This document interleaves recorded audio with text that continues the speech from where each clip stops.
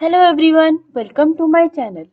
आज हम chapter 6 study of integrated circuits में what is monostable multivibrator, how it works ये देखेंगे।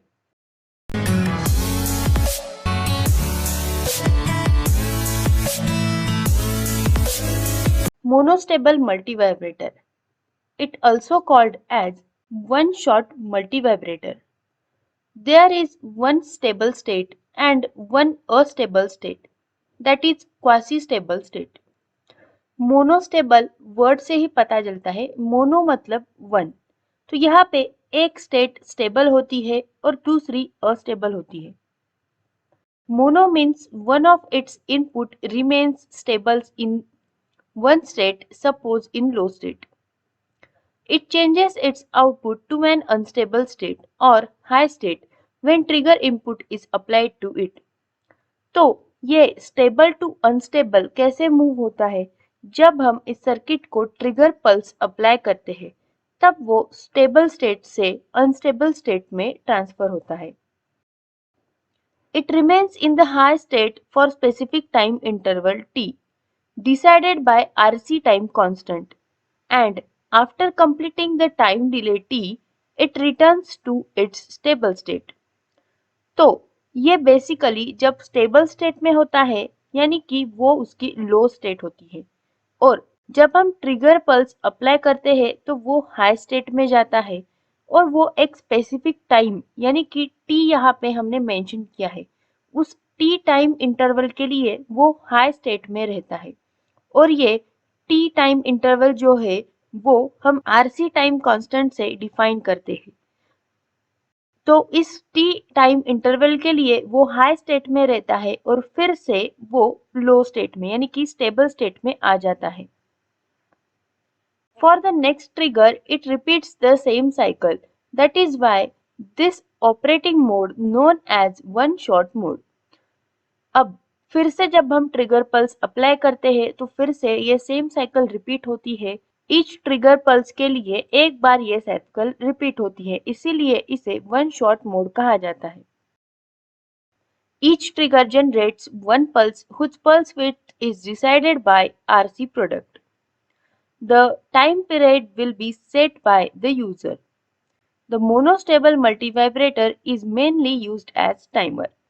तो कितने टाइम पीरियड के लिए उसे अनस्टेबल स्टेट में रखना है वो यूजर डिफाइन कर सकता है, और मेनली इसको हम टाइमर के जैसे यूज करते हैं। कंस्ट्रक्शन, तो इस फिगर में देखो, ये हमारी इंटरनल सर्किट डायग्राम है, इंटरनल ब्लॉक डायग्राम है मल्टीवाइब्रेटर की। तो यहाँ पे इस मोनोस्टेबल मल्टीवाइब्रेटर में कंस्ट्रक्शन कुछ इस तरह से हो जाता है। यहाँ पे ये दो कंपैरेटर्स है, जिसका पिन 2 जो है लोअर कंपैरेटर यानी कि कंपैरेटर 2 की, उसे हमने ट्रिगर दिया है। कंपैरेटर 1 का जो नॉन इन्वर्टिंग टर्मिनल है वो है हमारी 6th पिन। यहाँ पे हमने एक कैपेसिटर लगाया है और यहाँ पे आउटपुट में यहाँ पे इस कंपैरेटर को हमने ट्रांजिस्टर से ज्वाइन किया है। पिन 3 को हमें V आउटपुट दिया है जो कि IC 555 का आउटपुट है। Pin 8 is plus VCC, pin 7 is connected to transistor. तो यहाँ पे प्लस VCC को हमने 7 और 6 पिन कॉमन में कनेक्ट की है जो आगे ग्राउंड को कनेक्ट होती है। वोल्टेज डिवाइडर को पिन 5 कनेक्ट की है यहाँ पे, और 1 जो पिन है वो भी वोल्टेज डिवाइडर और ग्राउंड के बीच में है। इस तरह से ये पूरा कंस्ट्रक्शन है। अब हम इसकी ब्लॉक डायग्राम जो है उसमें कंस्ट्रक्शन कैसा है यानी कि जो पिन डायग्राम है वो देखेंगे। तो ये जो है ये आपको एग्जाम में निकालनी है, ये बहुत इजी जाएंगी आपको।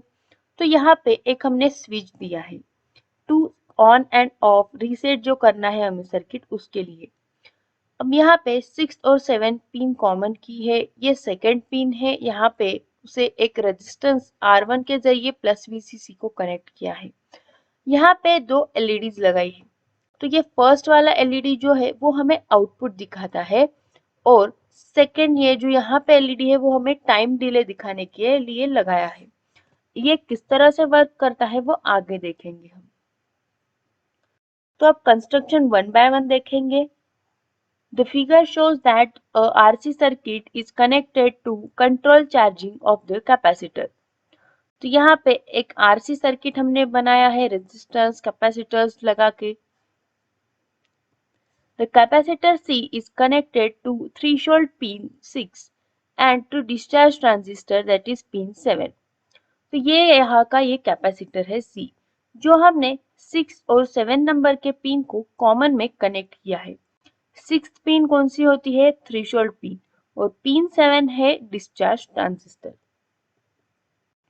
The pin 6 is comparing capacitor voltage with 2/3 VCC and pin 7 provides discharge path internally. तो जो पिन 6 है वो कैपेसिटर वोल्टेज को कंपेयर करती है. तो जो वो कंपेयर करने का वोल्टेज है वो होता है 2/3 VCC और पिन 7 जो है वो डिस्चार्ज पाथ प्रोवाइड करती है. The pin 2 is kept at VCC in order to make trigger above 1/3 VCC. तो यहाँ पे ये जो पिन 2 है वो भी हमने VCC को ज्वाइन की है और ये जो पिन 2 है वो अपर कंपैरेटर को होती है तो वो 1/3 VCC वोल्टेज को कंपेयर करती है. When the switch S is made on, the pin 2 is connected to ground potential, making the time delay start. तो जब हम इस स्विच को ऑन करते हैं एस स्विच को, pin 2 connected to the ground potential. तो ये जो पिन 2 है वो ग्राउंड पोटेंशियल को यहाँ पे कनेक्ट हो जाती है और इस वजह से टाइम डिले स्टार्ट हो जाता है. The switch is used to trigger the IC or to start the timer. तो ये जो स्विच है वो इसीलिए लगाया है कि हमें जब भी इस सर्किट को ऑपरेशन स्टार्ट करना है तो हम इस स्विच को प्रेस करते हैं या फिर जब हमें एक नेक्स्ट ट्रिगर पल्स देनी होगी तब भी हम इसको प्रेस करते हैं. The pin 4 is connected to VCC in order to make reset inactive because in this circuit we don't want to use this facility. तो ये जो पिन 4 है वो हमने VCC को कनेक्ट की है और रीसेट फंक्शन हमें इस सर्किट में नहीं लगता है. The pin 8 and pin 1 are connected to plus VCC and ground respectively. तो ये जो पिन 8 है उसे भी हमने VCC को कनेक्ट किया है और पिन 1 को हमने ग्राउंड को कनेक्ट किया है. Since pin 3 is the output of IC 555 to indicate the timer output, a LED is connected between pin 3 and ground. Pin 3 जो है वो हमारे IC का आउटपुट है. यहाँ से हमें आउटपुट मिलने वाला है. तो आउटपुट मिल रहा है या नहीं वो देखने के लिए हमें यहाँ पे LED लगाया है. तो जब भी यहाँ से आउटपुट आएगा तो ये जो LED है ये ग्लो करेगा. A series resistance R2 is connected to limit the current through LED. तो ये करंट लिमिटिंग के लिए लगाया है R2 resistance. A capacitor C1 is connected in the circuit to keep the control voltage fixed 2/3 VCC and to filter external unwanted noise. यहाँ पे ये जो C1 कैपेसिटर लगाया है वो वोल्टेज को फिक्स 2/3 VCC पे कंट्रोल करने के लिए लगाया है और जो अनवांटेड नॉइज होता है सर्किट में वो भी वो डिस्कनेक्ट यानी कि कम कर देता है. अब देखेंगे सर्किट का वर्किंग कैसा है. When the switch S is closed and then released, just like a bell switch, trigger pin voltage goes to low or a ground potential. तो जो हमारी होम की डोर बेल होती है उस तरह से ये वर्क करता है. हम इसे प्रेस करके छोड़ देते हैं तो उसी टाइम क्या होता है जो ये प्लस VCC है वो 0 को ड्रॉप हो जाता है. इस फिगर में देखो ये जो ट्रिगर है पिन 2 है उसकी जो वेव फॉर्म है वो 0 को ड्रॉप हो जाती है. It is at 0 volt and in fact less than 1/3 VCC. The lower comparator output goes high which will reset the flip-flop. तो यहाँ पे ये जो हमारा आउटपुट है वो स्टार्ट हो जाता है यानी कि ऊपर आ जाता है तो जैसे ही ये 0 वोल्ट को चला जाता है यानी कि वो लेस देन 1/3 VCC हो जाता है और the lower comparator output goes high. तो जो लोअर कंपैरेटर है उसका आउटपुट हाई हो जाता है और वो फ्लिप फ्लॉप को रीसेट कर देता है यानी कि सर्किट फिर से नए से स्टार्ट हो जाता है। The output of IC 555 Q bar goes to high making LED on indicating that timer start।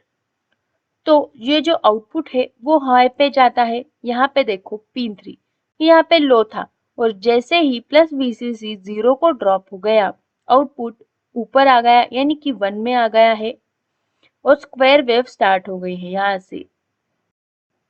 और उसी टाइम ये जो एलईडी है यहाँ पे लगाया हुआ वो ग्लो करता है यानी कि हमें समझ में आ रहा है कि यहाँ से अभी आउटपुट आ रहा है। At the same time Q is low, the discharge transistor is off. It makes the discharge path open and it allows the external capacitor C to charge towards VCC। तो यहाँ पे जो आउटपुट मिलता है pin 3 से वो Q dash है, Q बार है, वो हाई है इसीलिए आउटपुट मिल रहा है। अगर Q बार हाई है तो Q होगा लो। तो Q जब लो होता है तो वो डिस्चार्ज ट्रांजिस्टर को ऑफ कर देता है और डिस्चार्ज पाथ जो है वो ओपन हो जाता है। ये सब लास्ट लेक्चर में मैंने डिटेल में बताया था तो वहां से आप इसे फिर से रिवाइज कर सकते हो। तो जैसे ही डिस्चार्ज पाथ ओपन हो जाता है एक्सटर्नल कैपेसिटर जो है वो चार्ज होने लगता है टुवर्ड्स VCC।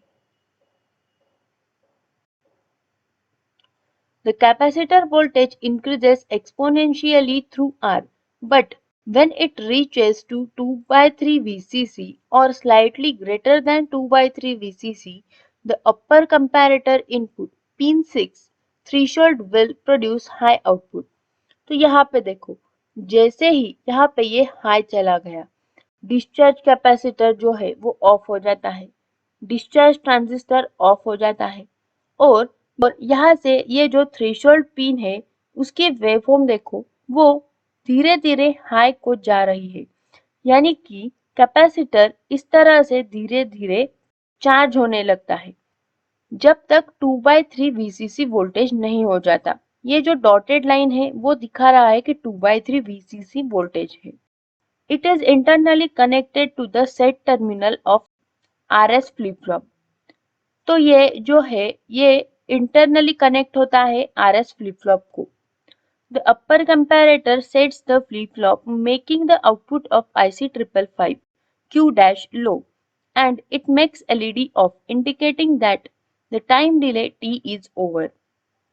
तो जैसे ही ये 2/3 VCC को पहुंच जाता है उसी टाइम वो फिर से सर्किट को डिस्कनेक्ट कर देता है यानी कि यहाँ पे देखो जैसे ही ये वेव फॉर्म यहाँ पे इस डॉटेड लाइन पे देखो यहाँ पे 2/3 VCC को चली गई वैसे ही यहाँ पे वोल्टेज फिर से लो हो गया है आउटपुट का पिन 3 0 पे आ गई है और उसी टाइम ये जो एलईडी है वो ऑफ हो जाता है यानी कि आउटपुट अब नहीं मिल रहा है हमें एक पल्स कंप्लीट हो जाती है यहाँ पे। At the same time, Q is high, which will make the discharge transistor on. It provides a path to capacitor to discharge suddenly through the transistor itself। तो सेम टाइम जब ये output of हो गया तब उसी time discharge transistor on हो जाता है। This completes the cycle of monostable to understand how IC 555 generate a time delay after applying a trigger pulse। The duration of the time delay T can be changed by varying R। तो यहाँ पे हमने जो ये variable resistor लगाया है उसकी value अगर हम चेंज करते हैं तो ये जो टाइम डिले है वो चेंज होता है। When the next trigger pulse is applied by making R1 larger to take capacitor longer time to reach 2/3 VCC। जब हम ट्रिगर पल्स अगली अप्लाई करेंगे तब अगर हमने R1 की वैल्यू बढ़ाई है तो उसे लार्ज टाइम लगेगा 2/3 VCC को पहुंचने के लिए। In other words, the RC time constant controls the width of the output pulse। तो ये जो टी टाइम है वो कंट्रोल करने के लिए, ये टी टाइम हमें कितना मिलना चाहिए वो हम आरसी टाइम कांस्टेंट से डिसाइड करते हैं। The output of IC555 can provide an opposite output by just connecting a LED between VCC and pin 3। तो यहाँ पे ये दूसरा एलईडी हमने लगाया है, तो अगर हम ये एलईडी लगाते हैं तो हमें दो तरह के कॉम्प्लीमेंट्री आउटपुट मिलते हैं। When pin 2 is triggered, the LED becomes off for the predetermined time interval and then it becomes on, indicating that time delay is over। तो जब हमें आउटपुट मिल रहा होता है तब ये नीचे वाला एलईडी ग्लो करता है और जैसे ही ये ऑफ हो जाता है ये ऊपर वाला एलईडी ग्लो करने लगता है। तो इससे हमें ये पता चलता है कि टाइम डिले ओवर हो गया है। तो ये ऊपर वाला एलईडी जो है वो टाइम डिले दिखाता है और इस टाइम डिले का यानी कि टाइम हम निकाल सकते हैं यहाँ पे इस मोनोस्टेबल मल्टी वाइब्रेटर के लिए टी का फॉर्मूला 1.1 RC इस तरह से होता है। तो ये मोनोस्टेबल मल्टी वाइब्रेटर इस तरह से वर्क करता है। अब हम इसके कुछ एडवांटेजेस देखेंगे। One trigger pulse is enough, तो यहाँ पे एक ही ट्रिगर पल्स लगती है एक साइकिल के लिए। Circuit design is simple, inexpensive. Disadvantages: the major drawback of using a monostable multivibrator is that the time between applications of a trigger pulse T has to be greater than the RC time constant of the circuit। तो RC time constant जो भी होगा उस particular circuit का, उससे ज्यादा हमें trigger pulse का टाइम रखना पड़ता है।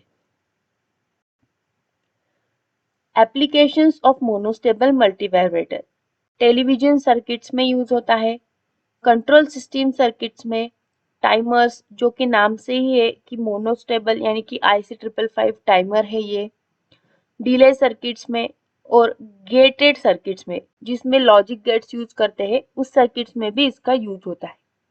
तो इस तरह से मोनोस्टेबल मल्टीवाइब्रेटर के बारे में था ये पूरा।